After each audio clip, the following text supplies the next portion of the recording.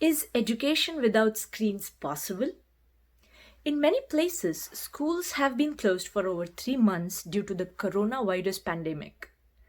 Education is happening mostly through the new format of distance learning, which is claimed to be less effective than in person learning.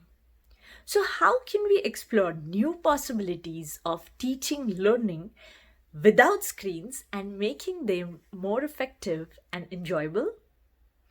Welcome to Possibilities Infinite, Episode 9.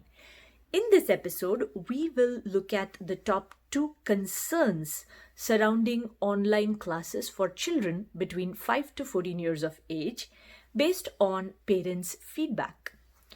To address those concerns, we will explore creative problem solving techniques to redesign pedagogy, the method and practice of teaching.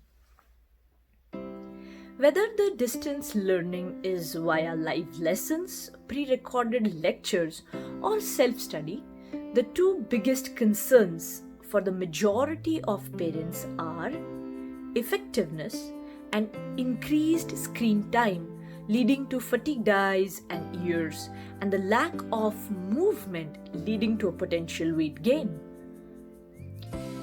An additional concern is lack of social interactions. To some extent, online classes take care of traditional academic subjects, but some parents have thoughtfully raised concern over lack of sports and arts, which are important for a kid's social and emotional development. Through the survey, we received an interesting remark from an observer. This observer mentioned that there are places, schools, and houses that do not have the required information technology infrastructure. And this is true not just in developing countries but also in some of the most developed ones. And this is when me and some of my friends felt the need to rethink the online classes system. To apply creative problem solving in this situation, we first define our challenge as education without screens. Then, we apply three concepts from our previous episodes along with their corresponding idea generation techniques. The first concept is dealing with constraints. The constraints for this challenge are social distancing, no screens, and no funding. To generate ideas, the first technique we use is substitution and ask, if not screens, then what? The second technique we use is what available resources can be used to solve the challenge. The second concept is reframing the problem. We reframe the problem from kids cannot go to school to can school go to the kids?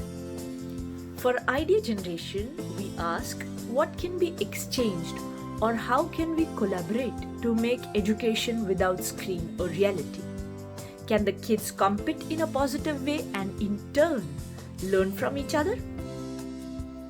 And the third concept is thinking out of the box.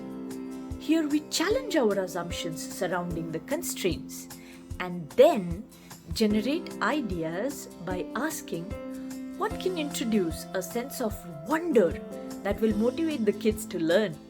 Can we borrow a model from some other field which can be used for our challenge? And how can we as a community make a new paradigm in education for 5 to 14-year-olds that will address parents' concerns by having social interaction, physical movement, and an enjoyable teaching learning experience? Remember, 5 to 14 years old need not grapple with advanced academic concepts. And there is more to education than classroom teaching, like arts, crafts, music, or simply storytelling. If you can come up with ideas about a new pedagogy model, do write to me on the email ID mentioned below. To help you, the details of these idea generation techniques are also mentioned in the text under this video. You may use some of them or you may use all of the techniques. See you in the next episode with ideas and results. Till then, stay safe, stay innovative. Thank you.